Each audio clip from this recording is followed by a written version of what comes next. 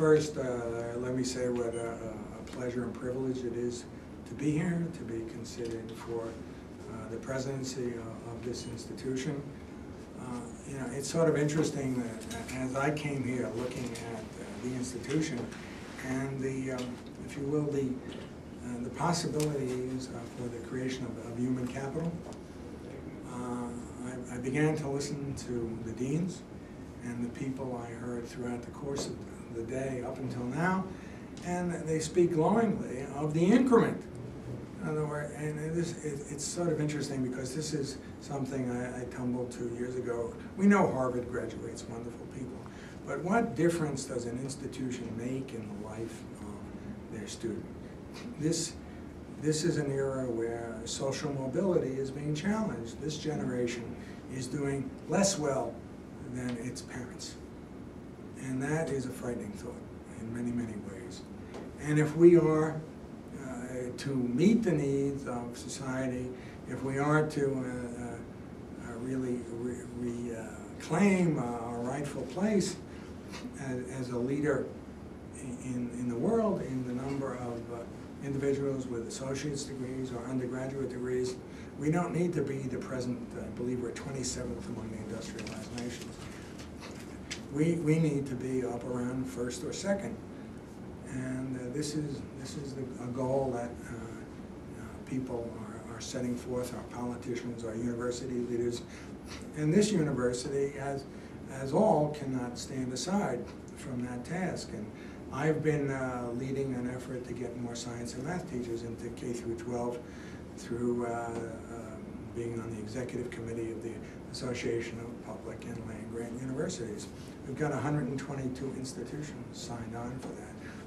I look at the work in the so-called STEM areas that's going on here in the College of Education with the consent and cooperation of the entire campus. I think this is a wonderful effort, reaching out to teachers and students across the state in K through 12. Plus, this is a minority-serving institution, and the fastest-growing population is that minority, fastest-growing population in the United States. And where will those leaders come from? The second piece that goes with that, I mean, is partly it's access to the institution, and I think, despite all the fundraising I've done, I think one of the best things I've done is the creation of the program that I call Illinois Promise, which is allowing access, or rather affording access, to individuals who simply would not be at the institution otherwise. These are children of poverty-level families. I started this program some 5 years ago, and as my wife will recall, my development people, those who are responsible for fundraising, thought I was crazy. Where are we going to find the money from? Well, we have 270 donors to that program now. And the first class graduated last year at a rate ahead of the general population. And they were 80% first people in their family to complete college. I was one of those kids. I was one of those kids who wouldn't have gone to school without scholarships. And there were 70% minorities. So I think that despite the 10s and 20s, and even we managed to raise a $100 million gift not so long ago. Despite those great victories, and I really feel that this is largely the best thing I've ever done.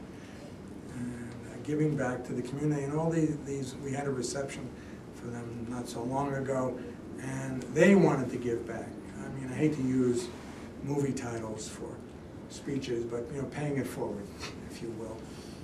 And so I do think that's going to have an effect of one life at a time, changing one life at a time. I think the idea of increasing the graduation rate here is important to me.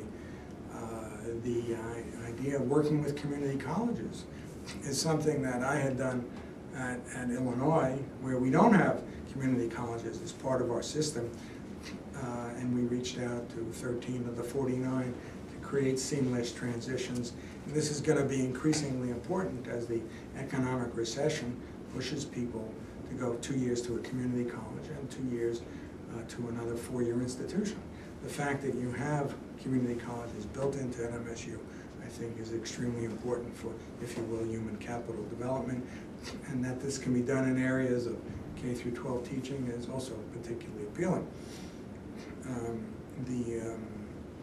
There are many excellent programs here, sort of the traditional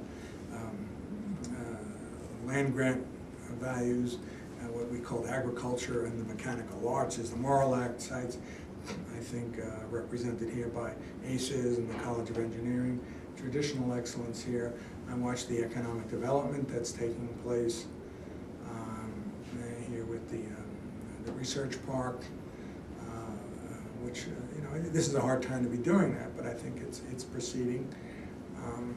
I see the collegiality here, the excitement of people about what is clearly defining itself as a student-centered institution, and I think that all of those things are tremendously appealing.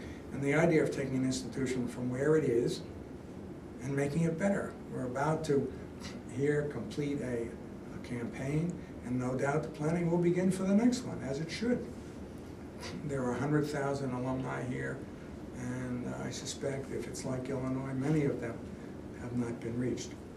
And I think that's part of the work of the president to spend significant, and his wife, to spend a significant amount of time on fundraising, and part of that is being known.